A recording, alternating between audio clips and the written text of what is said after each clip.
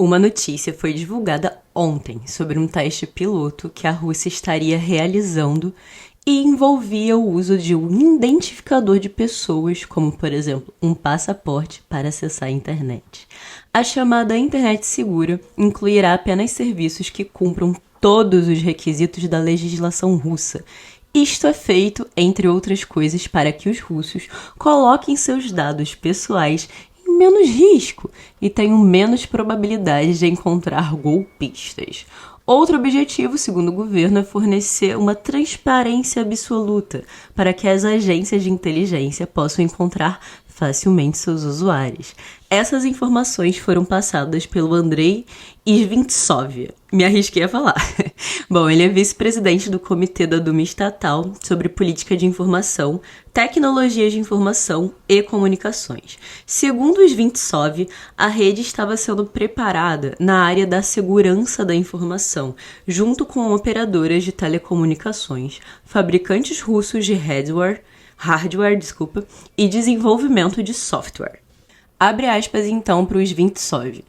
O importante é que essas tecnologias sejam seguras e elas não contenham nenhum tipo de aba que permitiria que nossos concorrentes abrissem a parte protegida da internet por meio do uso de suas ferramentas, seja de software ou hardware em produção. Portanto, o grau e a velocidade de implementação da tecnologia não serão rápidos, já que o volume da produção do hardware na Rússia ainda é pequeno. Enfim, todas essas informações elas seguem planos já muito antigos russos. E agora a gente vai começar a abrir a nossa análise para a questão chinesa também, que é, inclusive, a nossa protagonista desse vídeo de hoje. Enfim, os planos russos, eles vão encontrar os planos chineses.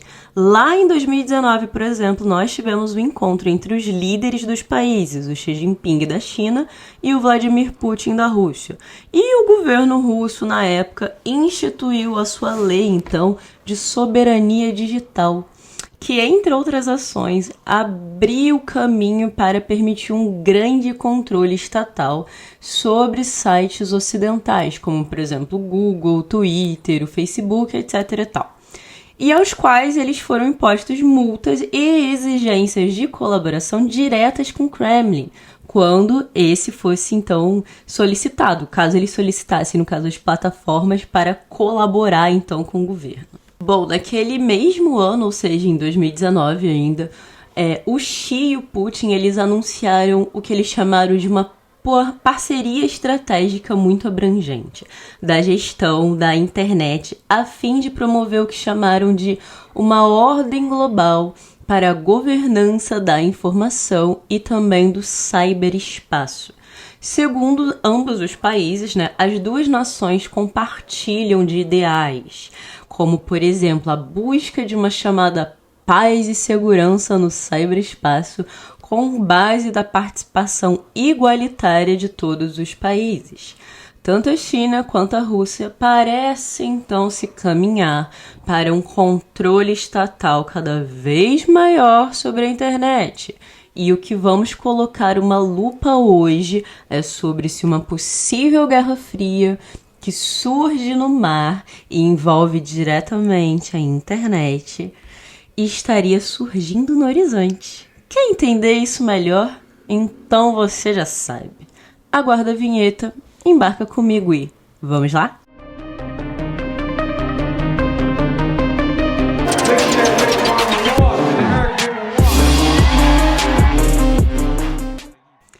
Olá, eu sou Bárbara Martinelli, seja muito bem-vindo ao canal Voz Armada, seu canal que vai descomplicar todo o hospício que é o mundo da geopolítica e, é claro, do militarismo. Bom, diversos relatórios e análises têm saído recentemente sobre uma silenciosa guerra que parece estar se desenrolando no mar. E essa guerra que parece, em um primeiro momento, envolver apenas a China e os Estados Unidos, muito possivelmente vai se expandir e passar a envolver toda a humanidade. Bom, quase 1,4 milhões de quilômetros de fibra revestida de metal cruzam hoje os oceanos de todo o mundo, acelerando então o tráfego da internet sem problemas, no globo, né? O fornecimento e a instalação desses cabos têm sido dominados por empresas como dos Estados Unidos, da França e do Japão. O governo chinês, então, começou aos poucos a penetrar com sucesso no mercado global, mas as administrações consecutivas dos Estados Unidos conseguiram meio que congelar, por assim dizer, a China em alguns mercados. As empresas chinesas, entretanto, se adaptaram a tudo isso e passaram a construir cabos internacionais para a China e muitas das nações que são aliadas hoje de Pequim. As ações dos Estados Unidos ocorreram, sobretudo, por conta de preocupações envolvendo questões de espionagem e também preocupações sobre como a China poderia, talvez, utilizar esses cabos para interromper ativos estratégicos operados por empresas chinesas no caso de um conflito aberto entre as duas potências. Todas essas ações, então, começaram a levantar temores de que uma divisão, assim, bem perigosa poderia estar surgindo. E essa divisão perigosa envolveria quem possui e gerencia a infraestrutura que sustenta hoje a internet global e que liga, por exemplo, a Califórnia, Singapura, a Malásia, Hong Kong e assim por diante. Bom, vamos voltar ao passado um pouco. Lá em 2018, a Amazon, a Meta e a China Mobile haviam concordado em trabalhar juntos em diversos cabos submarinos. Só que os Estados Unidos bloquearam participação chinesa. E então, a China Mobile decidiu sair desse consórcio, né? A Meta e a Amazon abriram um novo aplicativo para o sistema lá em 2021. Só que dessa vez sem um investimento chinês, sem conexão com Hong Kong e agora com um novo nome, Cap One. Então, no ano passado, ou seja, em 2022, a pedido do Cap One, foi totalmente retirado, embora a maior parte do cabo de 12 mil quilômetros já estivesse sido construído. O envolvimento original da China permaneceu uma preocupação de segurança nacional para o governo dos Estados Unidos, de acordo com duas pessoas que informaram um artigo do Financial Times sobre essas discussões. Abre aspas. Existem centenas de milhões de dólares afundados no Pacífico, disse uma pessoa envolvida nesse projeto que eu estou colocando aqui. A Meta e a China Mobile não responderam aos pedidos do Financial Times para que eles fizessem, algum tipo de comentário. A Amazon ela também se recusou a comentar sobre isso. Nos últimos 5 anos, à medida que as tensões entre os dois países aumentavam e os temores sobre os riscos de espionagem cresceram nos Estados Unidos, o governo norte-americano tentou separar uma rede entrelaçada de cabos de internet, que se desenvolveu por meio de uma colaboração internacional ao longo de décadas. Eu não sei se ficou muito bem claro todas essas informações que eu tô passando, mas o que eu quis colocar foi que a China Mobile, junto com essas outras empresas norte-americanas, elas haviam feito uma colaboração a respeito de uma construção de cabos conjuntos. Só que os Estados Unidos meio que frearam essa construção. Então eles tentaram mudar o nome, etc., e tiraram meio que a China Mobile, aparentemente. Só que nada disso deu muito certo, mesmo com essa tentativa de mudar o nome. Mesmo assim, os Estados Unidos, eles frearam essas tentativas de fazer esses cabos submarinos. Bom, enfim, né? Os Estados Unidos têm feito toda uma campanha que passa a percorrer todas essas questões de proibição de fornecedores chineses em diversas áreas da indústria que envolve a internet. Mesmo assim, quando há projetos que não há envolvimento direto dos Estados Unidos. Alguns analistas, e aqui eu vou me incluir entre eles, estão preocupados que essa questão toda envolvendo esses cabos possa criar uma fratura na internet global, à medida que as empresas chinesas, então, comecem a construir suas próprias redes de cabo em outros lugares. O April Haverly, que é um especialista assim, em política econômica externa da China e está lá no Centro das Análises Navais, afirmou o seguinte, abre aspas para ele: um dos grandes riscos agora é caminhar na direção do que ele vai chamar aqui de redes bifurcadas. Isso criaria um sistema onde você não tem mais conectividade, com uma guerra fria, uma espécie de guerra fria.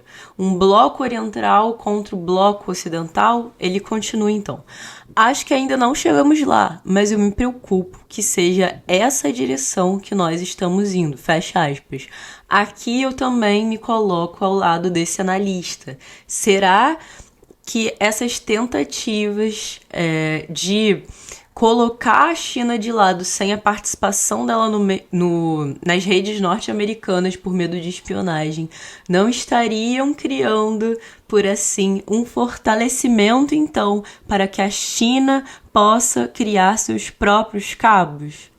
É uma dúvida que a gente pode colocar, porque tudo que você faz, né, uma ação que você toma, vai criar uma ação contra você. A não ser que essa ação seja em conjunto com um outro país ou uma outra pessoa, né? Mas a gente pode ver por essa ótica. Mas os Estados Unidos têm a ótica que a China faria essas participações para espiar diretamente o governo norte-americano e que, por isso, eles estariam excluindo as empresas chinesas. E aí?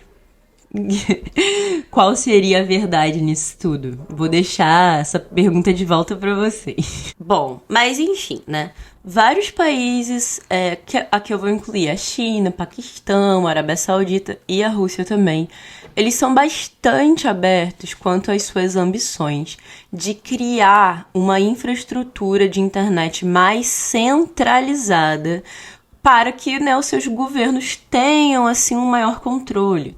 Nós vimos, inclusive, na abertura desse vídeo, os passos que a Rússia tem feito justamente nessa direção. E ela faz isso em conjunto da China, como nós podemos observar.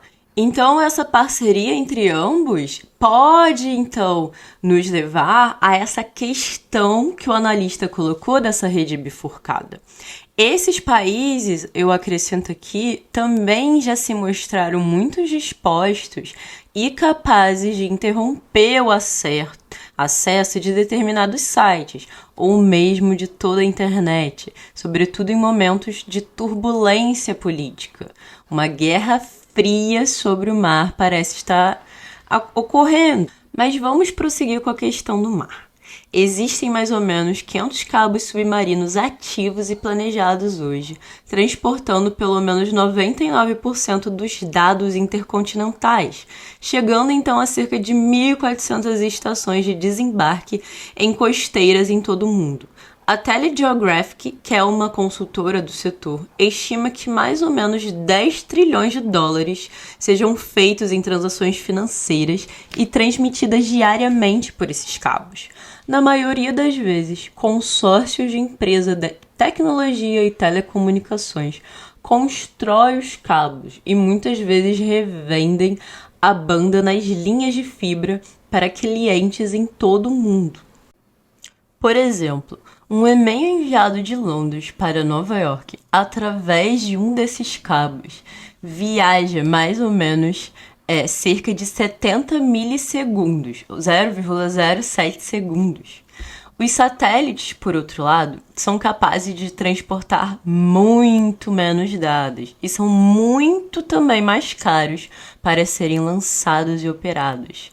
Eles respondem por uma pequena fração, para não dizer pífia fração, do transporte de dados no mundo. E assim, muito provavelmente permanecerão nas próximas décadas. Durante anos, o setor de cabos submarinos foi impulsionado por investimentos de operadoras, né, de telecomunicações estatais. Só que, assim, na última década, vários grupos de tecnologia passaram, então, a tomar o seu lugar. Gigantes, assim, da tecnologia dos Estados Unidos, como, por exemplo, a Google, a Meta, a Microsoft, investiram 2 bilhões em cabos somente nos anos de 2016 a 2022, respondendo, então, por 15% hoje dos cabos mundiais. Nos próximos 3 anos, eles devem injetar mais 3,9 bilhões de dólares no segmento. Esses grupos de tecnologia também são grandes consumidores da capacidade desses cabos. De acordo com a Telegeography, que a gente já tinha visto anteriormente, eles respondem por 2/3 do uso da largura de banda larga.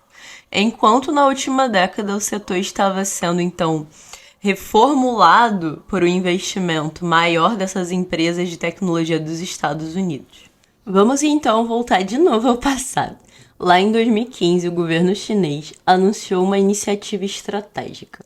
Ele iria investir grandes quantias nas capacidades de comunicação, vigilância e também no comércio eletrônico de países em desenvolvimento, em troca de influência diplomática. Os cabos de internet foram fundamentais para essa espécie de rota da seda digital, que decorreu paralelamente à iniciativa do famoso cinturão da Rota de Pequim. Pequim, então, a China, né, injetou centenas de bilhões na construção das estradas, ferrovias e portos em todo o mundo em desenvolvimento. Bom, na época, a campeã chinesa de telecomunicações, que é a famosa Huawei, estava conquistando um nicho no mercado dos cabos submarinos, por meio da sua joint venture, a Huawei Marine, da qual era proprietária quase que igualmente com o instalador de cabos submarinos do Reino Unido. Mas, enfim, impulsionada pela ambição chinesa, a Huawei Marine conseguiu, então, capturar cerca de 15% do mercado global até o ano de 2019, segundo Mike Constable, que foi diretor de estratégia do maior fornecedor de cabo da China até março deste ano, além de diretor executivo na época em que era coproprietário da Huawei. Bom, entretanto, lá em 2019, o governo Trump impôs sanções à Huawei e ao grupo de telecomunicações, que rapidamente se desfez das joint ventures dos cabos submarinos. Um fabricante de cabos chinês, então, regional e pouco conhecido, que é o Hengtong Group, comprou a Huawei Marine e o renomeou como HMN Tech. Hoje, apenas um cabo fornecido por essa empresa, que é a HMN Tech, deve entrar em operação, provavelmente entre 2024 e 2025, e conectando então a China exclusivamente ao Sudeste Asiático. Em 2021, por pressão do governo dos Estados Unidos, agora sobre o Biden, o Banco Mundial cancelou um projeto de cabo que estava liderando para conectar 3 nações insulares do Pacífico e assim evitar a concessão do contrato HMN Tech.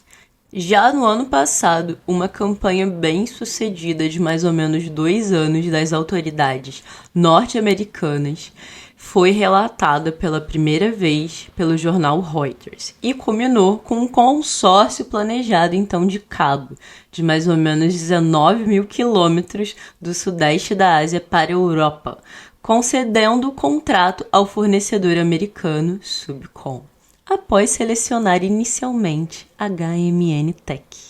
Abre aspas. Quando você constrói um cabo, você tem que olhar para quais clientes você quer atingir. Se você deseja trabalhar com a Google, com a Meta ou com a Microsoft, deve pensar se deseja equipamentos chineses. Fecha aspas. Essa fala foi feita pelo Chris, eu vou deixar o sobrenome passando aqui que não vou me arriscar a falar não, mas ele é diretor comercial do próximo cabo mediterrâneo chamado Uniterreno. Invariavelmente, o Chris vai acrescentar: a resposta é não. Bom, a gente sabe também de um novo projeto que vai ligar cabos de Singapura, Tailândia e até a Índia, e que não tem proprietários norte-americanos e sequer vai tocar território norte-americano. O aumento da hostilidade entre a China e o Ocidente já está levando as empresas a criarem novas rotas para enviar, então, tráfego de dados. Disputas sobre as águas territoriais, atraso nas licenças e a proibição do governo dos Estados Unidos de cabos conectados diretamente à China ou Hong Kong contribuíram, então, para vários consórcios de cabos recentes. Por exemplo, a Apricot, a Bifrost e a Eco abriram todo um novo caminho através da Singapura, da Indonésia e das Filipinas, e o território insular norte-americano de Guam, que está emergindo como um centro improvável para o tráfico internacional de dados, então. Um porta-voz do Departamento de Estado lá dos Estados Unidos disse o seguinte, abre aspas, a saúde contínua da internet global depende do livre fluxo de dados através das fronteiras, facilitado por uma infraestrutura de telecomunicações que seja confiável, fecha aspas. Embora a ambição da China de se tornar um grande concorrente no mercado global desses cabos submarinos que a gente está falando, tenha sido meio que frustrada, por assim dizer, Pequim ainda está encontrando maneiras de, aos poucos, ir ganhando esse terreno. Especialistas do setor dizem que as empresas de telecomunicações de propriedade do governo chinês tentaram mudar seu foco para regiões ainda têm interesses comerciais e políticos. A China é capaz de liderar projetos em alguns países asiáticos, em alguns países africanos e em vários países latino-americanos, principalmente porque as empresas estatais de telecomunicações podem combater a chamada guerra de preços, né? E isso tudo foi passado para a gente por uma pessoa que trabalha no próprio governo chinês. Enfim, na Ásia, onde a gente tem uma demanda de banda larga e por cabos cada vez maior, crescendo de forma contínua, muito mais do que assim, em outras regiões do mundo, a China Telecom, a China Mobile e a China Unicom estão atualmente liderando vários grandes projetos de cabos, incluindo 2 que conectarão, por exemplo, a China a Singapura e a China ao Japão. Bom, a construção do império de infraestrutura da China em torno da África e em torno da Europa foi bem sucedido por muitos anos.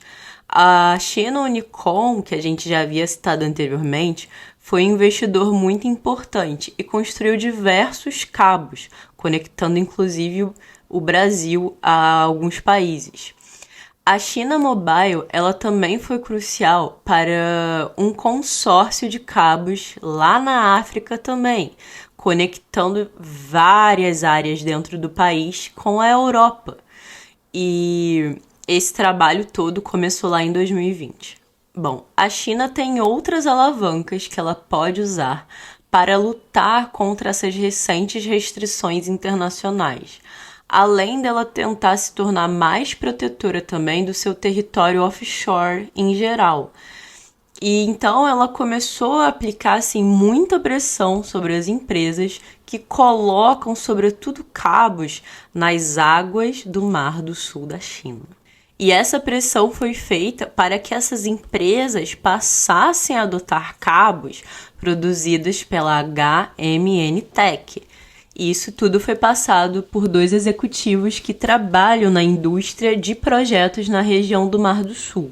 As empresas chinesas elas também contrataram mais ou menos 3 navios para instalar e manter cabos, para então reduzir a dependência do país de navios estrangeiros. Abre aspas. A China agora vê a capacidade de construir seus próprios cabos como estrategicamente muito importante, porque ninguém mais pode fazer isso por eles. Fecha aspas. Isso quem falou foi o Constable, tá? O Mar da China Meridional é uma das áreas marítimas mais críticas hoje na estratégia militar da China.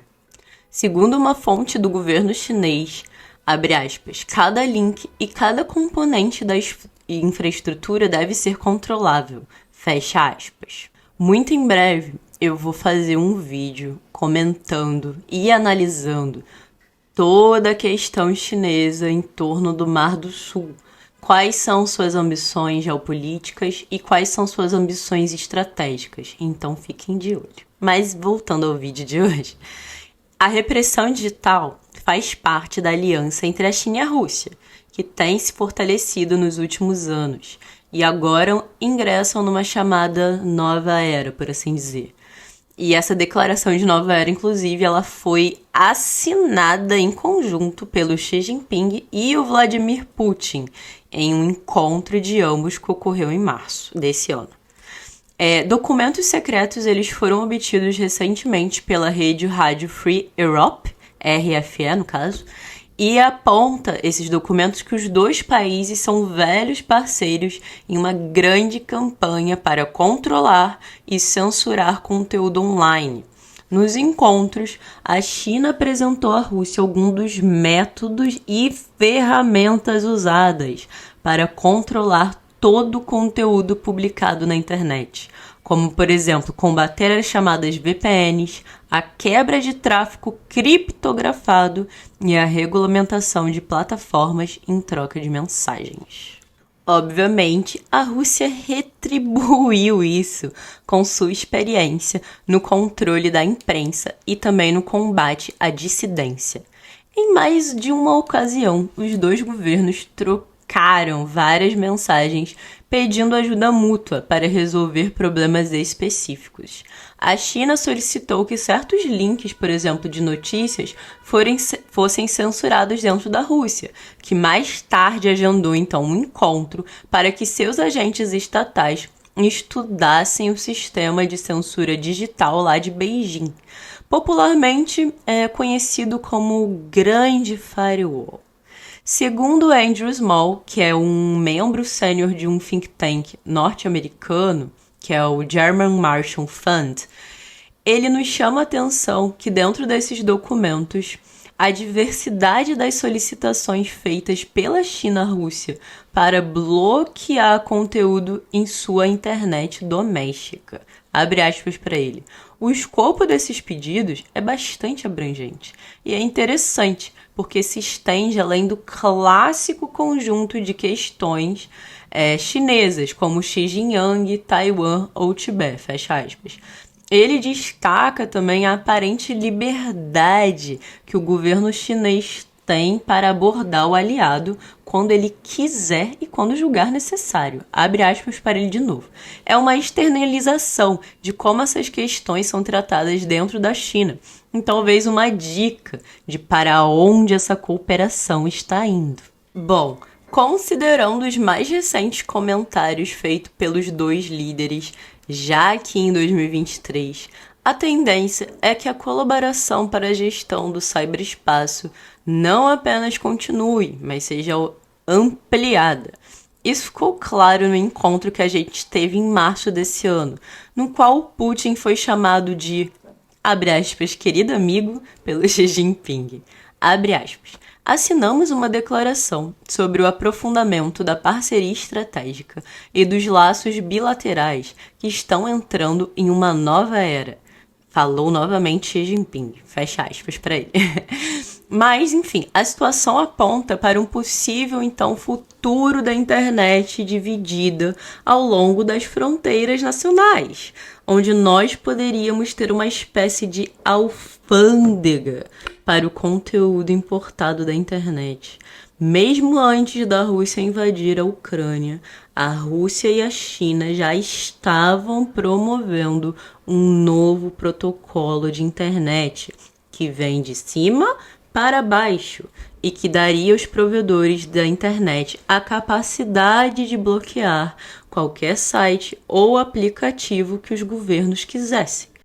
Abre aspas para Karen. Eles querem ter a capacidade não apenas de ser uma grande rede global, mas de ser uma rede onde eles possam vigiar seus cidadãos com maior facilidade. Quem disse isso foi a Karen, que é uma ex-embaixadora dos Estados Unidos de uma organização para cooperação e desenvolvimento econômico e membro sênior da German Marshall Fund, uma organização sem fins lucrativos. As preocupações com o surgimento de uma internet separada, por assim dizer, ou uma balcanização da internet, vem ganhando força por outros motivos nos últimos anos. Como vimos, temos em jogo uma possível disputa de cabos submarinos, o que poderia nos levar a uma espécie dessa divisão, então, entre internet oriental e internet ocidental. Mesmo que isso ainda pareça na atualidade distante, algumas conjunturas ou fatores externos, ou então fatores até grandiosos, poderão acelerar ou diminuir isso. Uma guerra fria parece surgir nos domínios do online, com uma tendência curiosa para que o offline se torne mais presente. Por mais louco que isso possa parecer em nossos tempos de hiperconexão. Mas a gente agora tem mais ferramentas de censura vindas de certos países e um controle cada vez maior dos governos. O autoritarismo parece agora invadir a informação descentralizada e buscar, novamente, então, a sua centralização. Como vimos em nossa série sobre o fim da democracia, tudo em excesso pode nos levar a extremos. E, infelizmente, o extremo que parecemos nos encaminhar agora parece ser para a volta de um mundo mais controlado e mais ditatorial. Será? O que você acha? Bom, eu sou Bárbara Martinelli e esse foi o Voz Armada. Se você gostou do conteúdo, você já sabe. Curte, compartilha e se inscreve no meu canal. Eu estou com uma nova meta agora e quando eu chegar então em 5.000 inscritos, eu vou fornecer uma aula totalmente gratuita sobre a nova ordem mundial chinesa.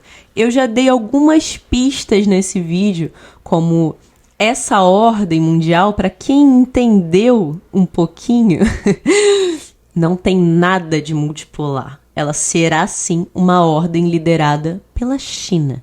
É isso, gente. Muito obrigada por assistir o vídeo e vocês já sabem. Tchau!